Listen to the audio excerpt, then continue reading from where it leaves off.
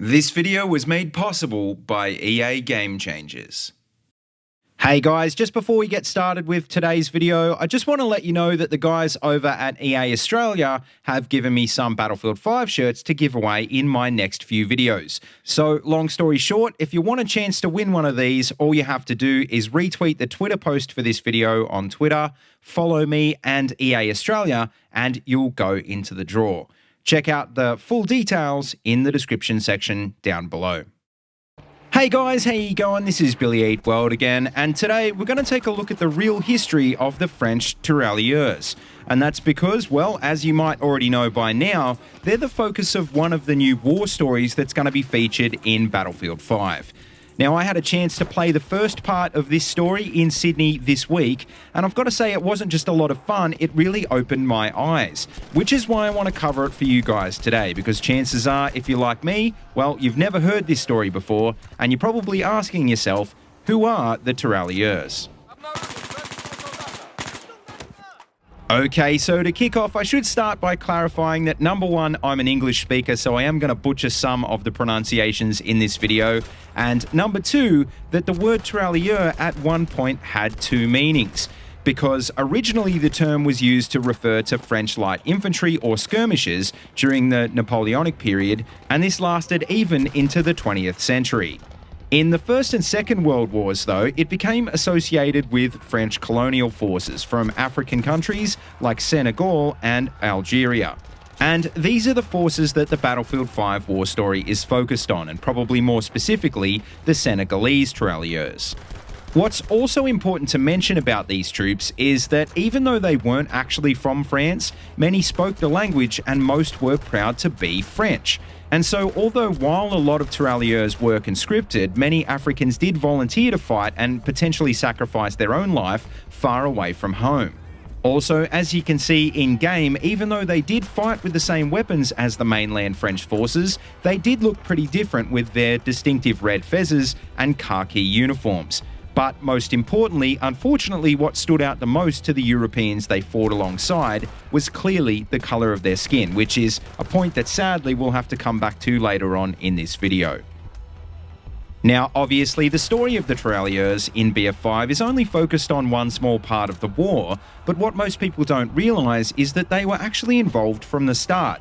And in fact, for example, there were even Senegalese Tirailleurs stationed permanently in the south of France before the war to protect against the threat of Italy to the east. Also, we're not just talking about a few men here either. We're talking about up to 180,000 troops mobilised before the war, which was about 9% of the French army. And of those, around 40,000 fought in the 1940 Battle for France, and of that, it's estimated they suffered a staggering 17,000 casualties. Probably the saddest part about this casualty rate, though, is that it was in part so high because of how badly they were treated by the Germans, because the Nazis were almost insulted by the idea of fighting what they perceived at the time to be racially inferior troops, which led to some pretty brutal reprisals.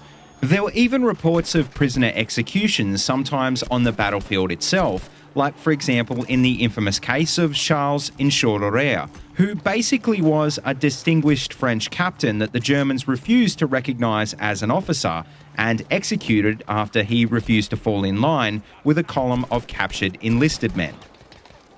Now, after the fall of France, it's important to mention that a puppet leadership known as the Vichy government was set up in 1940 to govern during the occupation. And because of this, the true French leadership was forced to go into exile and would become known as the Free French until the liberation a few years later. Obviously, this was confusing for the French people and especially for the military, because there was now a divide between those who tolerated and those who opposed the occupation. And like so many other French forces, the Tirailleurs were caught on both sides and were even forced to fight each other, like for example in the Syria-Lebanon campaign of 1941. As what happened with many other Vichy French forces though, they eventually refused to fight their own countrymen for the Germans and ended up joining forces with the Allies instead.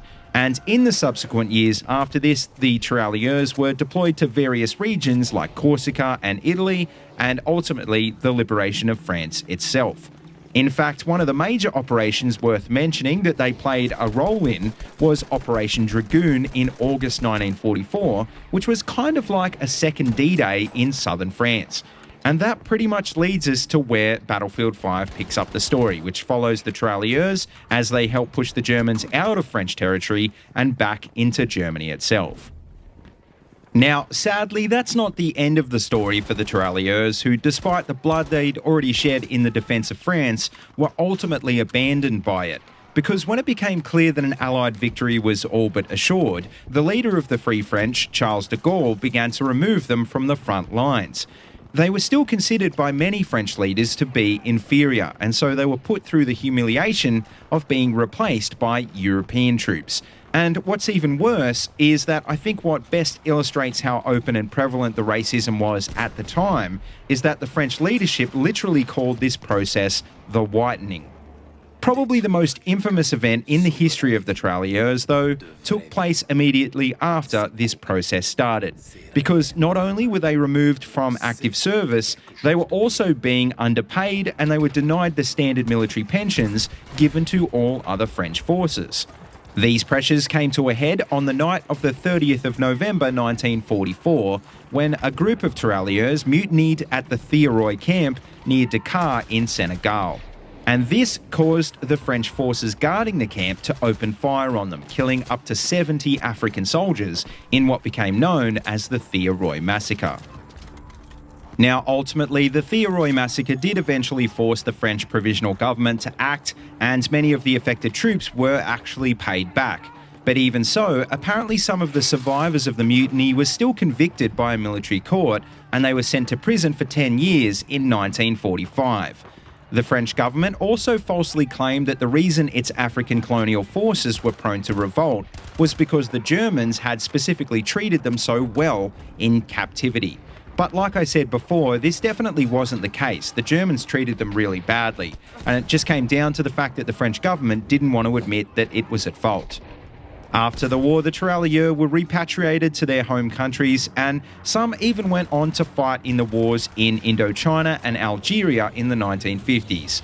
But by the end of the 50s, though, the Tirailleurs were beginning to lose their identity, and by 1964, the last Senegalese colonial units had officially been disbanded. And sadly, that's where their story pretty much ends. And even sadder is that outside of the French-speaking world, their story is basically relatively unknown. But I think you'll agree it is an important story, and at the end of the day, telling the compelling but unknown stories of World War II is what Battlefield 5 War Stories is all about. But anyway, guys, I guess that just about wraps up this video, so let me know what you think of the Tirailleurs in the comments section down below. Also, don't forget, if you want to go into the draw to win one of the Battlefield 5 shirts I've got to give away, then make sure you check out the details in the description. As always, though, don't forget to like, comment, and subscribe, and check out the links in the description section below if you want to see any more of these videos. And also, if you want to keep in touch, don't forget to check out my Twitter and Discord links down there as well. And of course, until next time, see you later, and have a good one.